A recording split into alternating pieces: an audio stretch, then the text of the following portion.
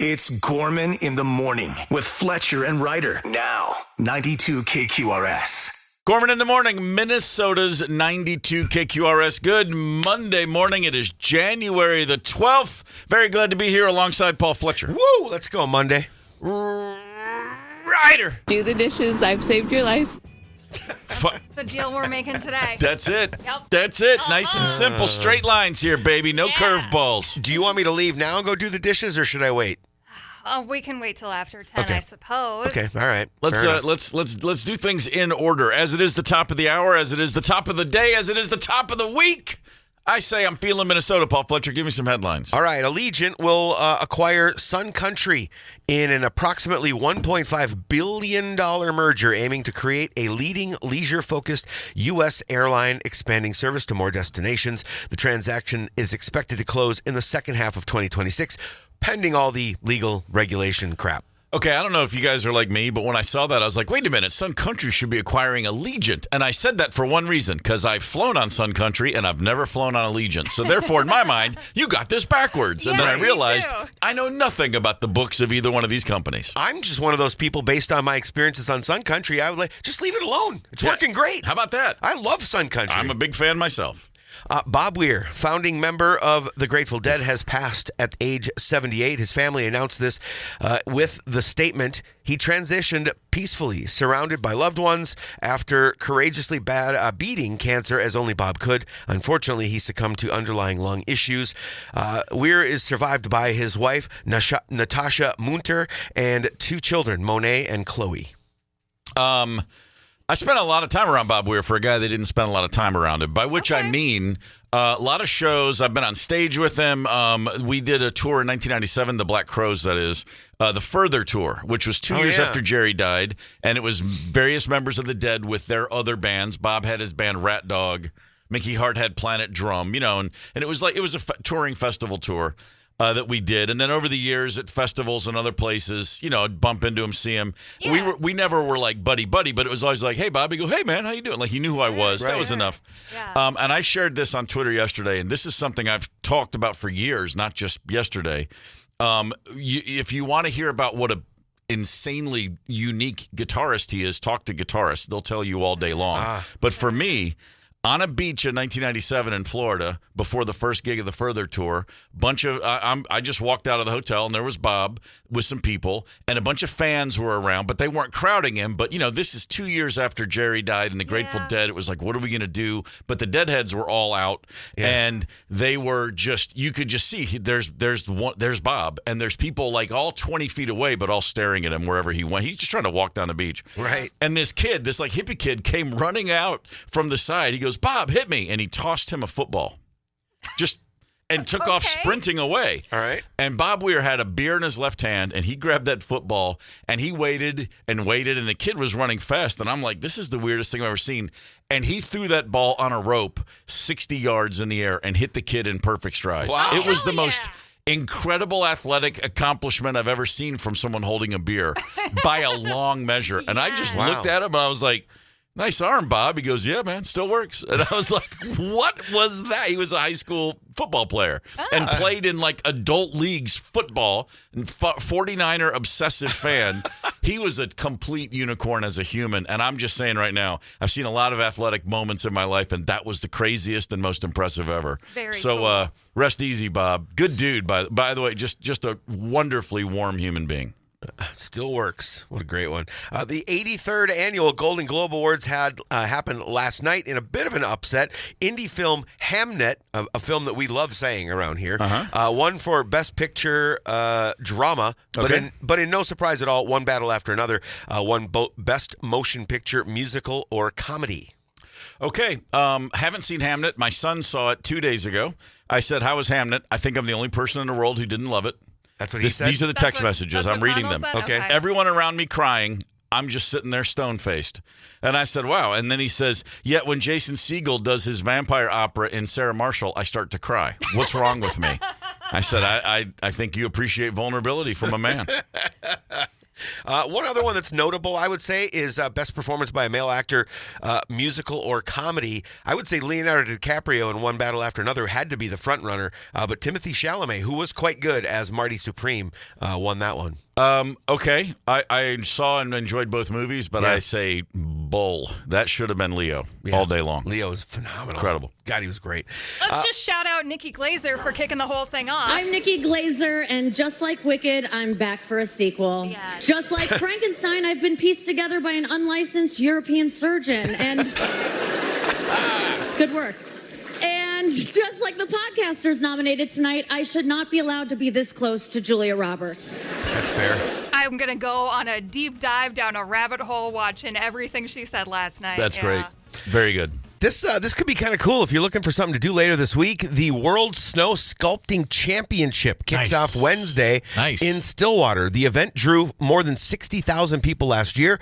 This year is expected to be bigger. A record 36 teams from 24 countries applied to compete, with teams from Denmark, India, New Zealand, and of course the U.S., among others, accepted. The way it works is sculptors have 68 hours to carve out their 10 by 10 by 10 foot blocks of snow.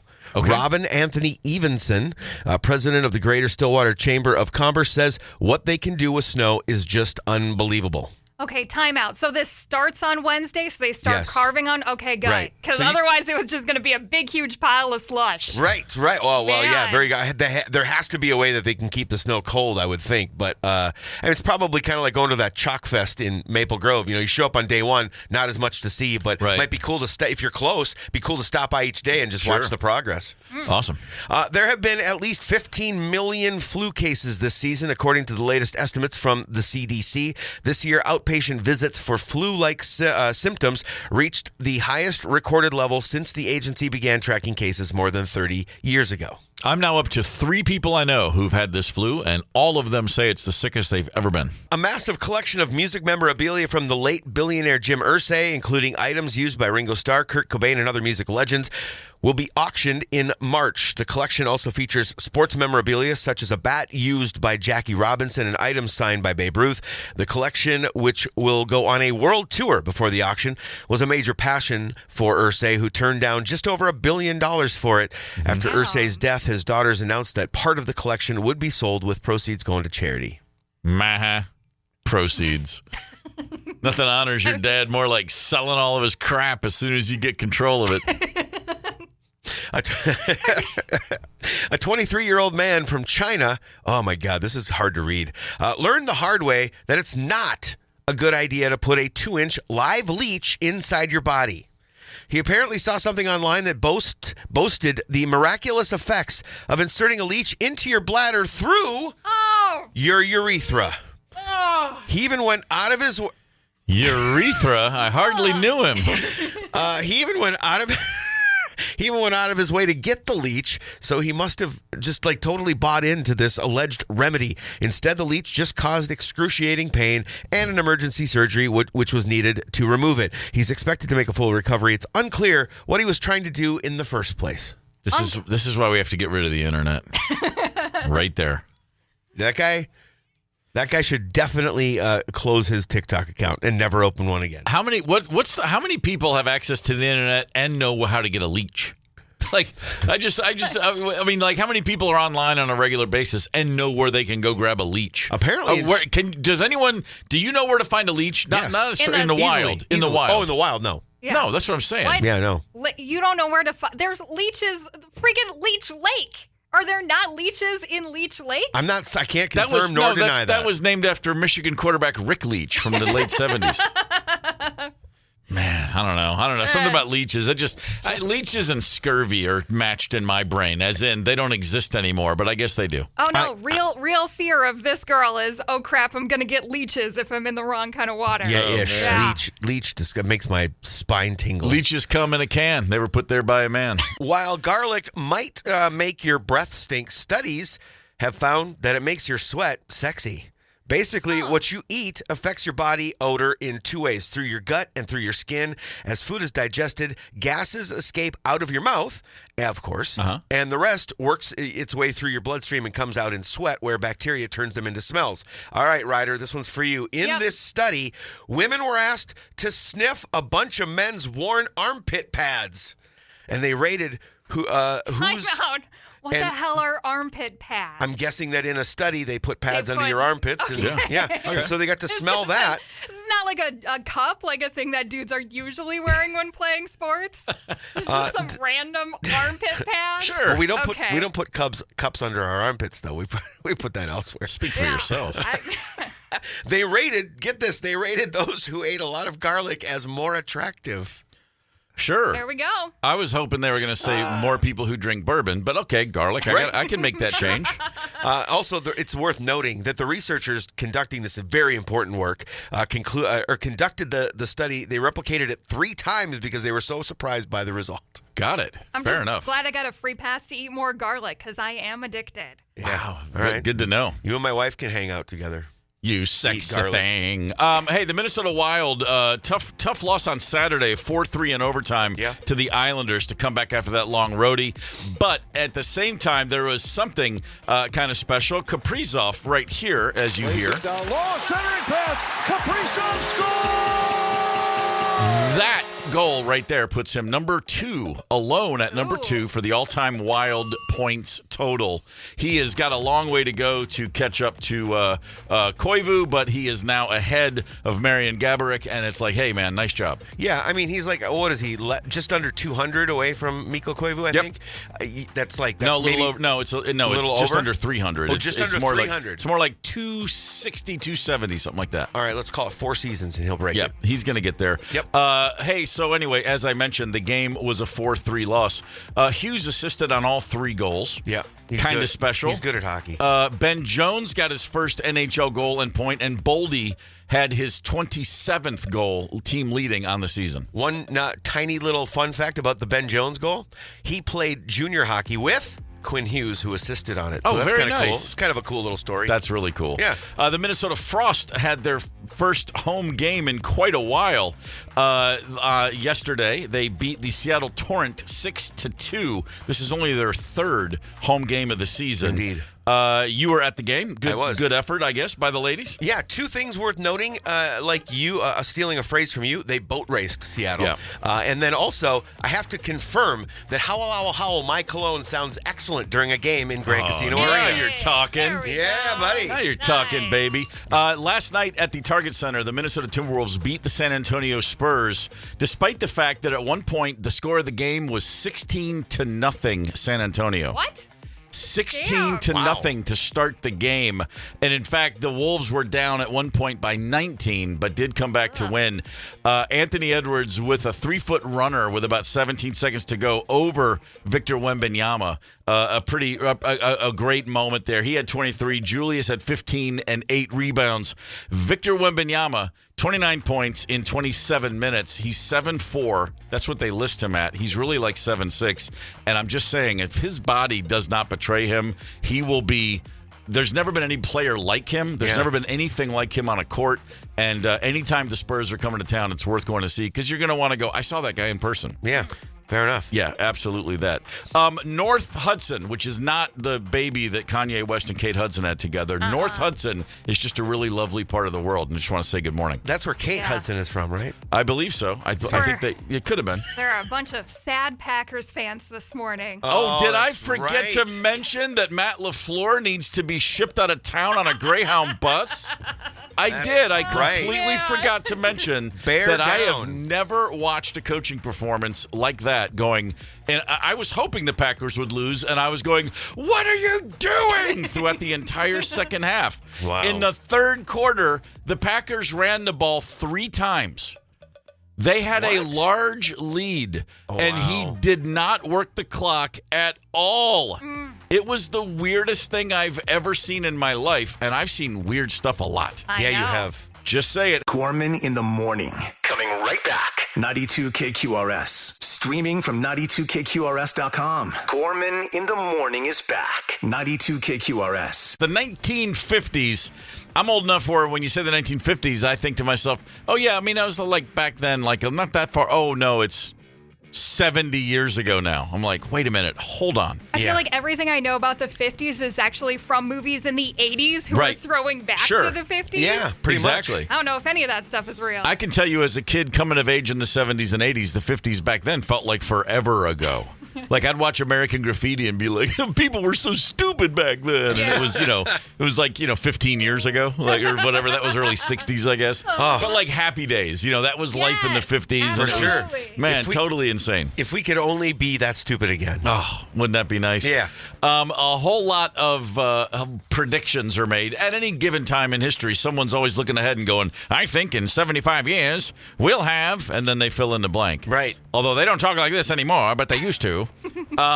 So a bunch of predictions. These are all from reputable news sources, thinkers, people at the time. Okay. Yes, I'm Ryder. trying to think about what was happening in the Twilight Zone that would have made this list. Oh, sure. So- That kid who could read everyone's thoughts, and they were all afraid of him. Well, We're getting there. We're getting there real fast. Yeah, we are.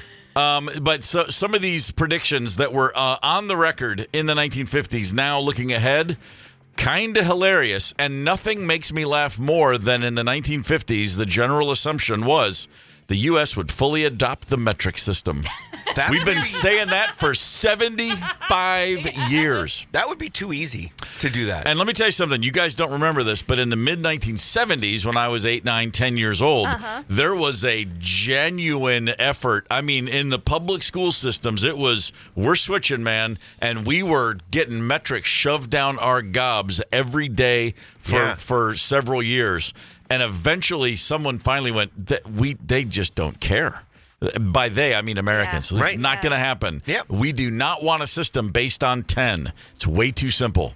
Right. I feel 10, like teachers were 100. so traumatized by growing up doing that it was still happening in the mid-90s when Was I it? was in school. They're like, hey, maybe not today and maybe not tomorrow, but it's coming, so you better be ready for metric. Yeah, I grew up 100%. at a time, I came of the lights turned on in my brain as a functioning, sentient, individual person at a time when two things were assured to me. We're going metric and soccer's going to take over America.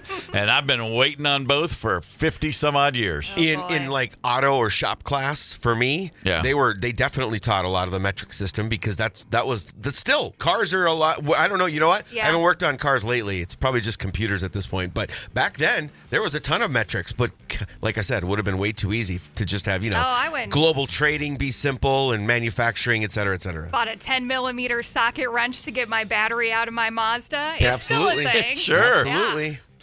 Predictions from the 1950s about life now. Man, so off base, so naive. One of the ones on this list, gasoline engines would disappear. Oh, pshaw. Because we were going to have like some kind of fusion, right? It doesn't. Smack dab in the car. Not until the last drop of oil has been sucked out of the earth will we move away from gasoline. Yeah, Make no mistake. And look what Doc Brown came up with in Back to the Future. Why couldn't we just use that? Here's another great one. Women would tower over men. Well, in some ways they do. Women were expected to reach an average height of 6 feet tall, though. Literally. Yeah. Thanks to improved nutrition and medical science. That has happened, but you have to go to the Netherlands to find it.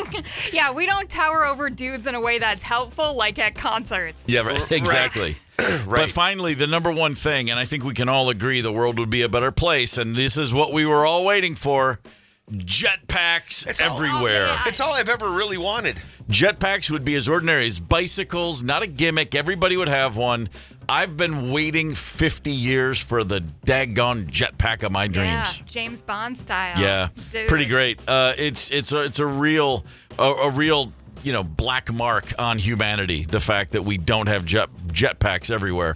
651-989 Rock, the Luther Westside Volkswagen Talk and Text line. A part of this conversation, we were talking about the U.S. system, our system of measure versus the metric system. Yep. Standard, And our old friend Wally from Brooklyn Center says, as a machinist, I wish we'd have made the change decades ago. I have to convert back and forth with the metric system all the time. Metric makes way more sense. Imagine having to do your job back and forth all day long. long. It's insane. It is. I mean, I'm sure there's an app for it at this point. If you are a fan of push-ups, those orange things you buy from the Good Humor truck guy, the ice cream truck, so good. yeah, they're awesome. If you like those, and if you like sushi, and you ever thought to yourself, man, how do I get these two great things in the same package? Good news: the Sushi Pop has arrived. Here's a gentleman giving us a little rundown on a TikTok video. Sushi Push Pops. I found it. I got the sushi. All right, we pull this container out and we literally pour a little bit of soy sauce. Okay, then we stick the bottom here and we push up. This is the California roll. Okay. Yeah, man. I don't think this guy can be trusted. Oh no, I get that excited about good sushi myself. He's wearing a Green Lantern ring. He can't be trusted. Listen to that laugh. I just love the idea that it's basically what you have is a roll, like a sushi roll. Yeah. Stacked on top of each other and then put into a wrapping like a push-up thing, and you put the stick in the bottom, and you just go. I would live on that for months before it ever occurred to me, like, maybe I want a hot dog now. You don't even need to know how to use chopsticks. No, not at all. Right. Done and done. Initially, I thought it was just a bunch of pieces of sushi into a tube. I'm like, okay, this is stupid. But it's actually one big, long piece of sushi, so it's a little more interesting. Yeah, it is like a popsicle of sushi. I could do some damage on that. I'll get one, and you can have mine. Very... Freak. Listen, man, dude's a freak. There's been moments when I've made noises just like that while eating sushi, and they weren't in a sushi pop. I will seek and destroy a sushi pop as soon as one's made available to me in the Twin Cities area. No more. No more of the Green Lantern ring wearing freak. She sounds like that guy, and there was that 2020 or 48 Hours. I remember decades ago watching a show about an arsonist, and he had videoed himself after setting a fire, and he was going, "Watch it burn, watch it burn." And I was like, man, that's my guy. Now I got this guy. Now this is my guy. Big Lake Nate on the Luther Westside Volkswagen Talking text line. Oh, sushi in a toilet paper roll sounds hideous. Oh man, that's good living. What's the worst pain you've ever been in? The kind of pain you can look back and laugh about now. Now, I have had 4 broken arms in my life. Oof. My left arm 3 times, my right arm once. Okay. 2 at the same time. I did them both. I did them both in a freak accident playing basketball in 1986. That was fun. Oh, boy. Little Memorial Day massacre of my own on Memorial Day 1986. And that was, at the time, I remember thinking, like, this is probably the worst pain I'll ever feel, because it was 2 broken arms simultaneously. Sure. And that same summer, I went way past it when I later that summer had what I guess was a tremendously difficult high ankle sprain. My right foot rolled all the way over, and my foot swelled up to the size of a volleyball. There's a photo of my foot next to a volleyball, and they're basically the same circumference. My entire foot, I limped for 8 months. It was not tearing all those ligaments. That made broken bones feel like nothing. Like that was, and then I thought for sure I'll never feel pain like this again. And so I was pretty confident with that. And then about 5 years ago, I tore my right bicep tendon. Oh no! Now that didn't hurt at the time. That hurt a little bit. Were you pumping serious iron? No, I was picking up a box spring that weighed about 6 pounds, and it was a weird angle, and it just went, and it just popped, bang, right bicep tendon gone, and then it was this is summer of 2020, COVID, lockdowns, everything's crazy. I didn't have surgery for a month. So I had a weak arm. I had an arm for a month where I could not hold an iPhone for more than 3 seconds before it would just fall out of my hand. It was just so, it was like in a sling waiting for surgery. It's brutal. Then I go get surgery, and they gave me a little something they called a nerve blocker. Bang. Yes. I come out of surgery not feeling anything. My arm is wrapped up. It looks like a Batman equipment. Like, this black on black matte cast with a wrap around it and the whole thing. Cool. And the doctor said, now I'm going to give you these opioids. He gave me, OxyContin, and said, you need to take one now. Your nerve block's gonna wear off in about 8 hours, and it doesn't wear off, it just flips off. It'll go like a light switch, ding, and you have to be way ahead of it with these pain pills. And I, being stupid, And having seen friends get surgery and then become pill addicts, truthfully. Right. I was like, well, and I said to him, I go, what if I just loaded up on those big-ass Tylenols? And he looked at me and he goes, stop it. Do not attempt that. I'm telling you. And I said, okay, fine. I went home. And I got in bed, and I was getting ready to go to sleep, and Rosemary said, oh, you got to take your pill, remember? Yeah. And I was like, yeah. And I was still thinking in the back of my head, well, how bad could it hurt to have a tendon reattached? I didn't take it. I fell asleep. And I woke up when that nerve blocker flipped off like a light switch, like the doctor said it would. And I sat up in bed, and I remember thinking that what it felt like was what I would imagine it felt like if somebody shoved a sword right through your arm. That was pain at a level. It was so painful. I didn't scream. I didn't yell. I could barely breathe. I just sat there, and I was trying to tell Rosemary. I was like, and I finally said, I need help. That's all I could say. I kind of remember what my brain was doing, but I remember that pain viscerally, and will never forget it. And if anyone offered me an OxyContin after surgery again, I'd say, thank you. Can I have another? And because the doctor said, don't chase the pain. If the pain starts first, then you're gonna. And so it was. I took one. I took two actually, and it was hours before I was pain free. Once I was pain free, I stayed there, and within a few days, I was able to wean. But boy, let me tell you, that was like sweat beads shooting off of my forehead. Like it was pretty wild. Ryder. Oh, I don't know. You were projectile sweating. Yeah. Ryder, anything come to mind? No, nothing really. But I'm one of those people where, like, I'm walking around the house and Mr. Ryder is like, you realize you're bleeding. You have a scratch on you. Or where did this bruise come from? And I'm just like, oh, it must have been a couple of days ago. So no, nothing really. Nothing real. Wow, no broken bones? No, I chipped a bone one time when I was a kid. I didn't even get a real cast. I was kind of bummed about it. Oh, man. That's lame. So, That's not fair. Got to go through that. You need the full cast so everybody can sign it and stuff. Man, Fletcher? For me, it's tooth pain. I've had a couple of bad teeth. Those are really bad. But I had a migraine in 2008 that absolutely reduced me to, I was a puddle on the floor. Really? For hours. I couldn't move. Wow. All I could do was, I was tired and I was cold because it drains you. And so I pulled a blanket down off the bed, down onto the floor on top of me, kind of ish. Yeah. And I couldn't move. I was fetal position for probably 2 hours. Oh, boy. I finally it got to a point where I felt like I was going to vomit. And so I like crawled my way into the bathroom, which was near where I was laying. And somehow, magically, I laid on the other side in the fetal position. And the doctor said something on the hard floor probably triggered a nerve or something, and it went away within like 40 minutes. It was gone, just like that. It was a tie between that and when my daughters said they wanted to try dance class. That'll do it. That was the other most painful, the most pain I've ever experienced. That'll do it. Yeah. 651-989-ROCK, the Luther Westside Volkswagen Talking Text Line. We'll share some of your painful memories. Gorman in the morning. Coming right back. 92 KQRS. Streaming from 92KQRS.com. Gorman in the morning is back. 92 KQRS. The worst pain you ever felt.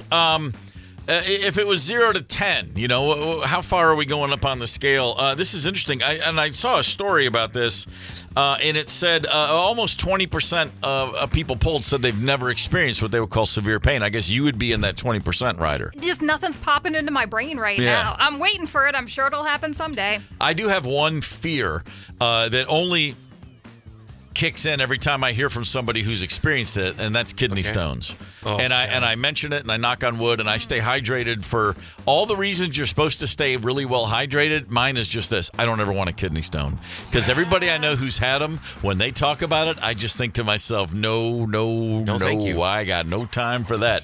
651-989-ROCK, Luther Westside Volkswagen Talking Text Line, Paul. All right, worst pain ever from Paul in Cottage Grove. After my knee replacement, I developed cellulitis in my lower leg. Felt like someone clamped onto the skin of my shin and tore it down my leg, and then applied a blowtorch to it. Oh my God! Well, now hang on.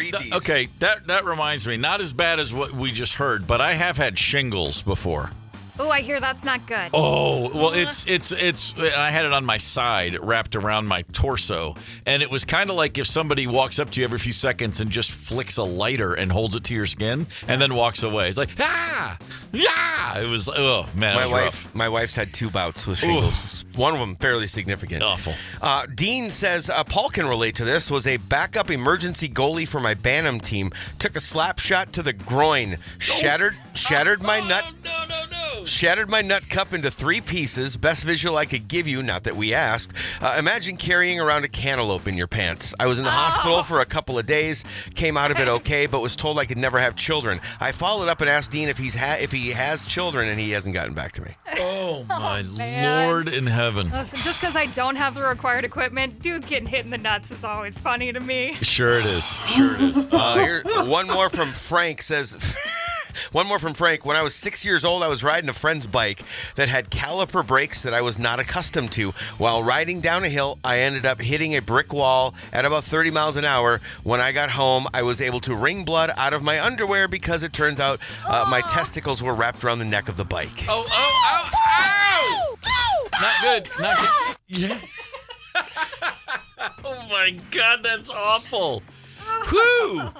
My second of my 4 broken arms was a skateboard wipeout. The first and last time I ever rode a skateboard. Cool points for you, though. Yeah. And I remember laying there in Janie Young's driveway thinking, oh, my God, this is really, really painful. And she walked out of her house and walked over. And I just never forget sitting there trying to look tough and not cry. And she goes, do you want an aspirin? And I just really, I just thought, boy, if I could, I'd stand up and do something terrible to this person. I was so upset. All right, give me one more, Fletcher. Okay, this one's quick. James Rod says the worst pain I ever had. God, this is tying into your arm thing. Worst pain I ever had when I came out of surgery and they hit the wrong. They did not hit the right nerve blocker. Oh, what? Ow. Huh? No, so just like nothing happening at all, or apparently he just walked out as soon as he came out of it or woke up, I suppose. He's probably experiencing that pain that you were describing earlier. Yowza. It'd be great if you can find somebody to help me out here. I'm just going to sit down. Oh, yeah, I don't think he sat down. Yeah. 651-989-ROCK is your Luther Westside Volkswagen Talk and Text line. Paul, lay it on me. Oh, my God. Reading these is painful in and of itself. This one from a 651 number. When I was 17, my parents were out of town. I decided to throw a kegger. Attaboy. Back then, all the kegs had rims around the middle of the keg. Okay. I lifted the keg up to slide it into the wash tub in the basement, and I pinched the end of my wiener between the keg rim and wash tub. That hurt a bit. I couldn't go to the doctor because then my parents would find out.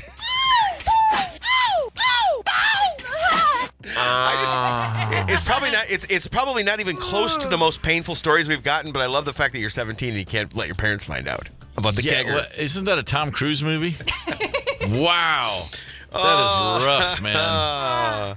His poor wiener. Man. Sorry, wiener. I just don't even...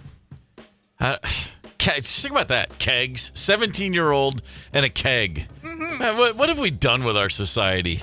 What happened to us? We used to be teenagers with kegs. Now we're worried about FICO scores. We used to be a country. A proper country. Man, no kidding. It's crazy. All the ways this could have turned out, and here's where we are? Come on, man. Yeah. Hey, Fletcher, have you been avoiding the text from women on the text line who say childbirth? Because I bet there are a lot of those. You know what? I haven't gotten through all of them yet because there are. I mean, we might be somewhere near 100. I don't even know. It's a lot. I haven't seen any of those though. Well, I've really? seen. Maybe we're just not whiners then. I guess. Well, that's true. That's 100% true.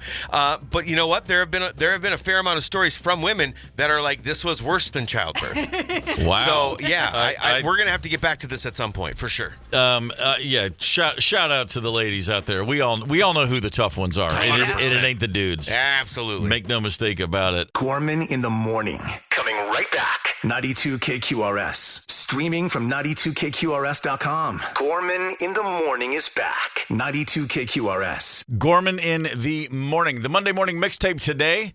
Songs that name check other artists. So a song that you're an artist where he references another artist or a band or anything in the lyric of the song. Sure. 651-989-ROCK is the Luther Westside Volkswagen Talk and Text line. Load it up. Send your text in. And if you could be so kind, in the text, if you have time, give us the lyric too. So, because we may not immediately know what you're referencing, but we've already got several great submissions. But I'm going to ask you, Ryder, first things first.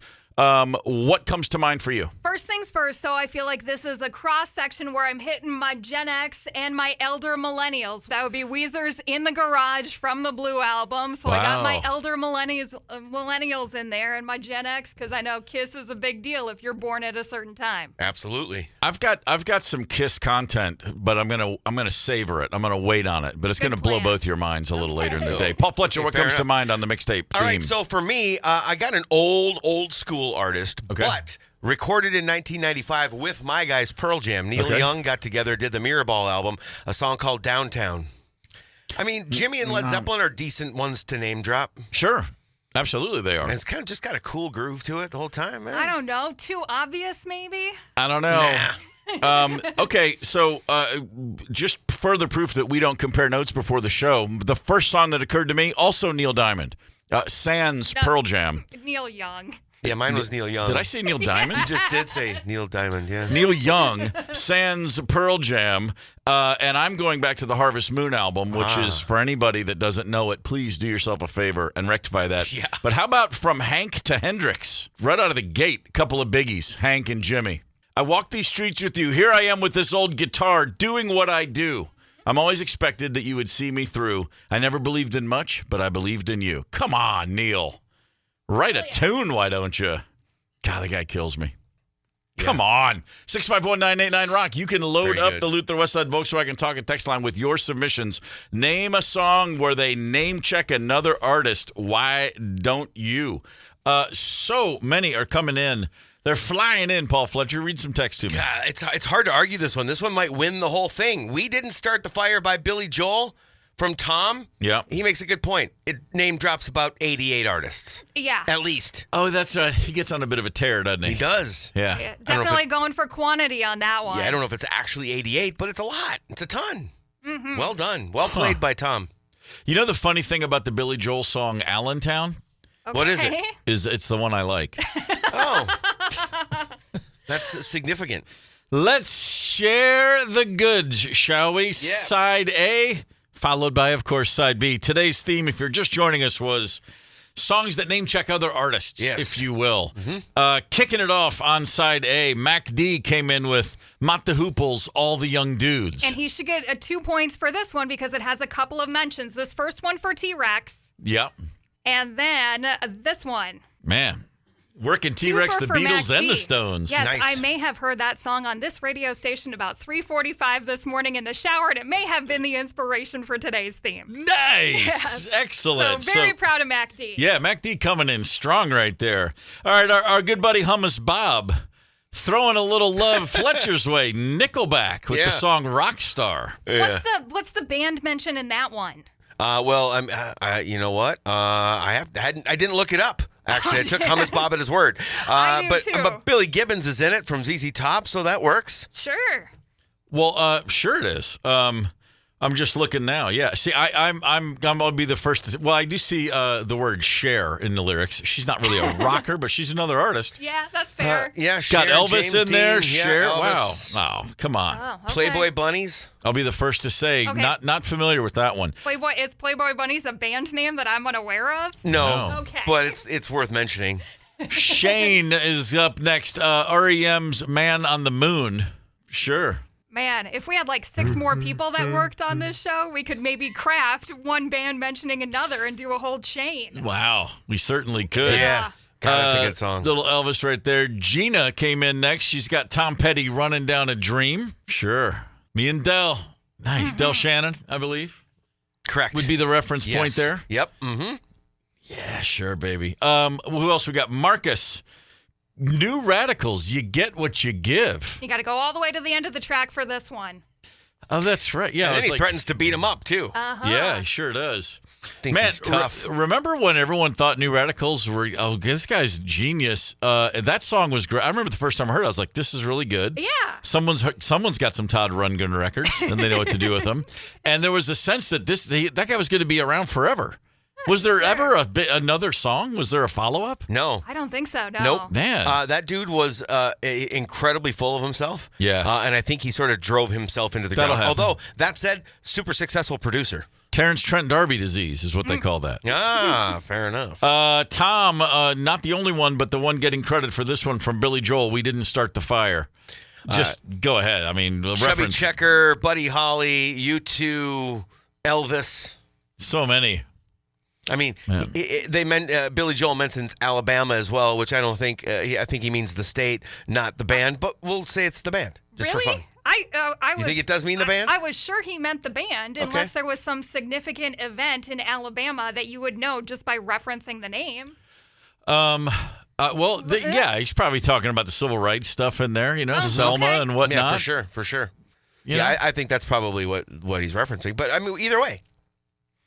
The band Alabama. I'm trying to think if I would know any of their songs if you hit me in the head with them. You would. I can't think of them off the top of my head, but you would. You would know a couple of Alabama songs for sure. Let's take that cassette tape out and flip it over for side B, shall we? Donnie has Weezer's Ooh Buddy Holly on there. Talk about mind-blowing. When that video first hit MTV, VH1, whatever, it was like, oh, you got to be kidding me. How did they get that to happen? That was so cool. Yeah, really, really cool. Steven with Wheatus's Teenage Dirtbag. I will put that one on repeat at the gym, and I wouldn't give a crap about it if the band was anyone other than Iron Maiden. Wow, I like that. I like this one. Chrissy coming in with Stevie Wonder's Sir Duke. Pretty tough to top that one. Ron referenced mentioned the Replacements, Alex Chilton. Of course, we all love this one. Yep. Alex Chilton is referenced. That's the name drop. As well as his band Big Star. Can never travel far without a little big star. That's right. Rochelle, our good buddy with Radiohead's Anyone Can Play Guitar. Pat coming in finally to wrap up side B with The Who, The Seeker. Mm-hmm. Boy, that's just a good rock song right there, ladies and gentlemen. I asked Bobby Dylan, I asked the Beatles, I asked Timothy Leary, but he couldn't help me either. Yeah, well, you got the brown acid. That's what went wrong there. That's use at Woodstock. Trouble. You got the wrong stuff. All right, that's a heck of a mixtape right there. It was certainly in the running for strongest ever, top to bottom.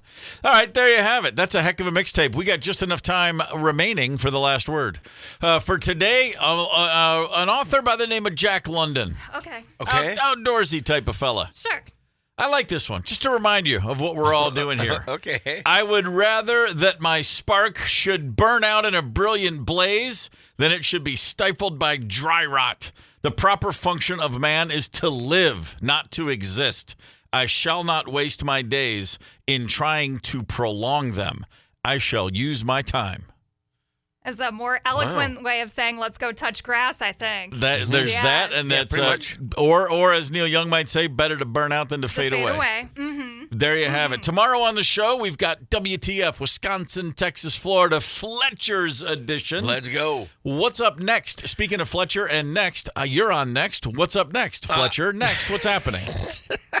I got Talking Heads, Big Audio Dynamite. Yeah, we'll make room for Mick Jones as we get into the 10 o'clock hour STP and go commercial free just after 11:45. That sounds like a plan. Keep it right here. Next. Minnesota's 92 KQRS. Gorman in the morning is also Gorman on the go. Get the 92 KQRS app and stream live or catch the Gorman in the morning podcast anytime. 92 KQRS.